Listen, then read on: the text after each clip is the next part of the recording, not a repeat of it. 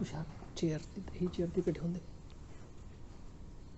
मंचासीन सभी वक्तागण, भारतीय विचार मंच के अध्यक्ष रमेश जी और उपस्थित सभी प्रबुद्ध नागरिक, आज भारतीय विचार मंच का यह संविधान दिन निमित्त संविधान के सामने चुनौतियां इस विषय पर एक गंभीर चर्चा रखी है.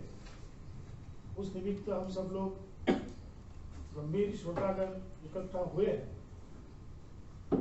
तत्पूर्व भारतीय विचार मंच का परिचय जो हमारे कार्यक्रम में लगातार आते हैं उन्हें तो पता है, और वैसे हमारे भारतीय विचार मंच इस शब्द में ही उसका पूरा परिचय आता है कि भारतीय पहला शब्द है. हम भारतीय है तो भारत का विचार क्या है? भारत का विचार है, एक ही शब्द में हम बार बार बोलते हैं कि भारत विश्वगुरु था, फिर से विश्वगुरु उसे बनाना है, और वो तलवार पे नहीं बनाना है, ज्ञान पर बनाना है, जो हमारा पूर्व इतिहास भी रहा. किंतु हम 1000 वर्ष तक गुलाम रहने के कारण, मुगलों की और अंग्रेजों के कारण हमारी मानसिकता गुलामी की हो. अब 75 साल हमको स्वतंत्र हुए, लेकिन एक लंबा असर हमारे मन मस्तिष्क पे बैठा हुआ है, और इसलिए अंग्रेजी बोलने वालों को हम ज्यादा सम्मान देते हैं. एक मानसिक गुलामी का एक लक्षण है. ऐसे हर क्षेत्र में है, और हर क्षेत्र में खोज करने के बाद ये ध्यान में आता है कि अनेक पुलिस के नियम हो, शिक्षा क्षेत्र के नियम हो, वो उसी प्रकार से आज भी चल रहे हैं जो ब्रिटिश कालीन थे. और हम कहते हैं ब्रिटिश ने हमारी शिक्षा पद्धति उद्ध्वस्त की.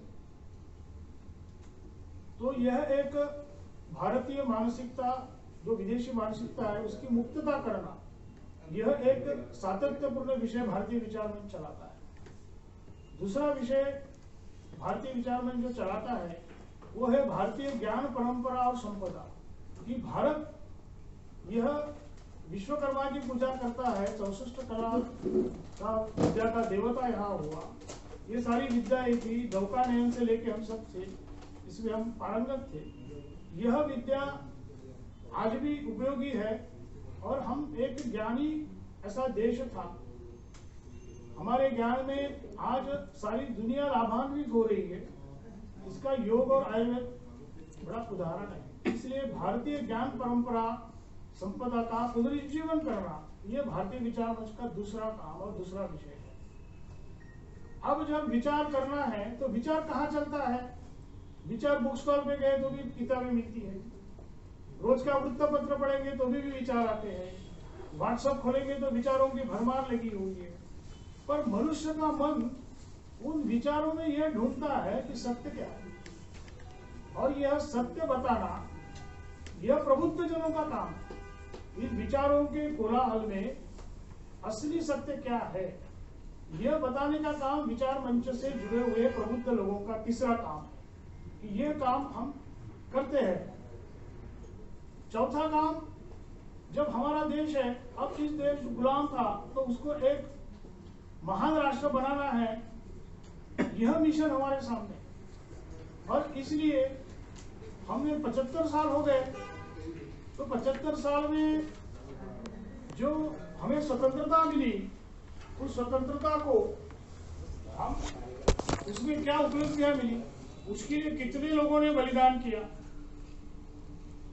उन्होंने किस तरह से अपने बारे में विचार न करते हुए समाज के लिए बलिदान किया.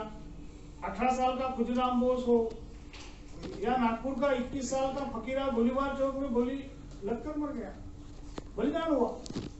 और जिनके कोई अरमान न होकर केवल देश महान हो, इस अरमान से उन्होंने किया. क्या वो भावना अभी है? अगर महान राष्ट्र करके देश को बनाना है तो ये भावना जागरूक करने के लिए स्वातंत्र का अमृत महोत्सव, यह कार्यक्रम पूरे देश भर में उसका विचार भारतीय विचार मंच वाला चलाया जाता है. और यह बताया जाता है कि किसी एक व्यक्ति के द्वारा स्वतंत्रता नहीं मिली, हजारों क्रांतिकारियों को बलिदान करना पड़ा, सबने प्रयास किया, जनजातियों ने, ट्राइबल समाज ने भी किया। यह इतिहास सामने आना चाहिए। और 1000 साल तक हम गुलाम रहे, लेकिन एक वाक्य हमने जोड़ना चाहिए कि हम संघर्षरत रहे। हमने उस गुलामी को ऐसा माना नहीं। हम 1857 में लड़े, 1757 में लड़े, बाद में भी लड़े। तो हमारा इतिहास जो है वो संघर्ष का है। कल ही एक बहुत बड़ा कार्यक्रम आसाम में हुआ और मुगलों को, औरंगजेब को हराने वाला लाचित बरफुकन आसाम में हो गया। तो ये प्रतिशवादी था, वो लोगों को पता नहीं था। और मुगलों से कभी नहीं हारने वाला और मुगलों को 17 बार पराजित करने वाला व्यक्ति, ब्रह्मपुत्र के किनारे उसका एक प्रतिमा खड़ी है तलवार लेकर, तो वो व्यक्ति भारत में हो गया। लेकिन वो शिवाजी तो लोगों को पता चले हैं, लेकिन लाचित बरफुकन पता नहीं चले। इसलिए स्वातंत्र की भावना जब तक लोगों के अंदर देशभक्ति की भावना आएगी नहीं तो नहीं होगा। इसलिए चौथा विषय भारतीय विचार में चलाता है। लेकिन साथ में जैसे जो ज्ञानी लोग हैं, क्या केवल उनका संगठन करना है क्या? एक व्यक्ति कोई सेवा करता है, दिल्ली में एक ऑटो वाला है और ऑटो में 12 से 3 वो जो भी कमाई होती है वो गुरुद्वारे में समर्पित करता है। रास्ते में कोई लूला लगड़ा दिख गया, उसको अपने ऑटो में फ्री में बिठाता है, तो वो सेवा का भावना करता है। अब वो सेवा परमो धर्मा ये वाक्य जानता है कि नहीं मालूम नहीं, वो वेदांत जी रहा है कि नहीं उसे मालूम नहीं, लेकिन उसका वो ज्ञान को अपने कृति में वो परिवर्तित करता है। इसलिए वो कर्मशील व्यक्ति है। ऐसे समाज में बहुत सारे कर्मशील व्यक्ति है। ऐसे विचारशील और कर्मशील लोगों का संगम यह भारतीय विचार मंच है। और ऐसे लोगों में हमने जैसे डॉक्टर धनंजय सखदेव आए थे, केरल के जनजाति क्षेत्र में वो एक अस्पताल चलाते हैं, उनका हमने सत्कार किया, उनका कार्य समाज के सामने लाने की कोशिश की। तो विचारशील और कर्मशील लोग जब एकत्रित आएंगे, उनका आपस में आदान प्रदान होगा, तब राष्ट्र सर्वोपरि यह भावना सब में निर्माण होगी कि राष्ट्र के लिए हमें जीना है।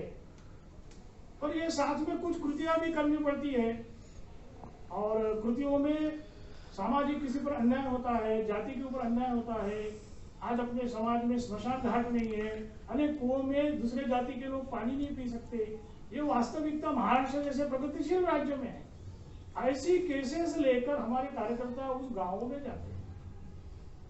कई जगहों में जय भीम का नारा देते हैं, वहां दलित समाज के लोगों को पीटा जाता है, उनके लिए एक साधारण वकील भी नहीं मिलता है। ऐसे जगह में हम जाते हैं, वहां भी उनको मदद। तो ये कृतिशीलता का भी कार्यक्रम है। विद्वानों को कृतिशील करना जरा कठिन है और कृतिशीलों को विद्वान बनाना कठिन है। दोनों के जो अगर संगम है तो हम बोलते हैं कि क्रियावान सा पंडिता, या हम ये भी बोलते हैं कि वो कृतिशील विचारवंत है। तो इस प्रकार के लोगों का समूह खड़ा करना ये भारतीय विचार मंच का काम है। और इसलिए हमने बिरसा मुंडा जयंती का कार्यक्रम लिया। हमने केवल माल्यार्पण करने के लिए नहीं किया, माल्यार्पण तो हम करते हैं, लेकिन बिरसा मुंडा कोई रावण को मानने वाला नहीं। आज आदिवासी समाज में रावण को मानने वालों की संख्या बढ़ रही है। बिरसा मुंडा कोई ईसाई मिशनरी के खिलाफ लड़ा। हम ये विमर्श समाज में देना चाहते हैं। ये विमर्श देखकर हम वहां पर लोगों को बोलने के लिए लगाते हैं। 10 लोग हो, 100 लोग हो, 50 लोग हो, सुने। इस तरह के छोटे मोटे 10 कार्यक्रम हमने ऐसे ही संविधान के हमने कार्यक्रम किए। संविधान इसलिए किए कि संविधान ये आचरण का विषय है। संविधान ये प्रतिज्ञा लेने के बाद आचरण का विषय है। और संविधान का पालन करना मतलब क्या है? मैं 5 रुपए का भी भ्रष्टाचार नहीं करूंगा, ये संविधान का पालन है। मैं सिग्नल नहीं तोड़ूंगा, ये संविधान का ही पालन है।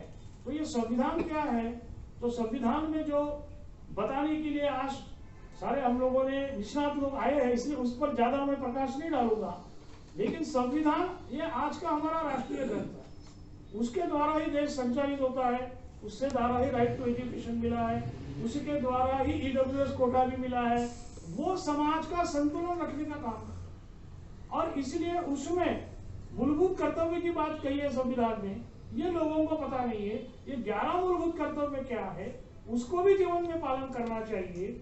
ये भी बात संविधान के दिन निमित्त अपने 135 करोड़ लोगों में लाना, यह भी एक संविधान दिन मनाने का कार्य है। लेकिन संविधान को मानते हुए उस पर संविधान के सामने आह्वान, ऐसे 3 कार्यक्रम कल नागपुर में हुए और उसमें जो हिंदुत्ववादी संगठन है उनको गालियां दी गई।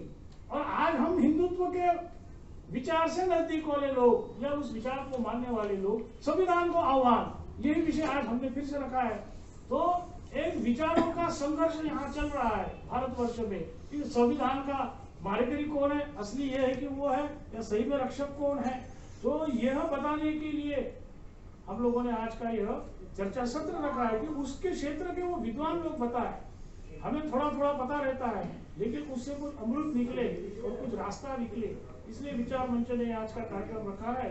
ऐसा कार्यक्रम हमारे चलते रहते हैं, उसमें हमारा युवा आयाम है, महिला आयाम है, शोध आयाम भी है और ऐसे सभी कार्यों में हम हमारा योगदान दे सकते हैं। हमें जिस क्षेत्र में रुचि है हमें बताएं, हमने आपके नाम नंबर लिए हैं, आपको लगा तो आप जरूर इच्छा प्रकट कीजिए, उस क्षेत्र में आपको कार्य करने का मौका मिलेगा। इतनी बात बोलकर मेरा वक्तव्य समाप्त।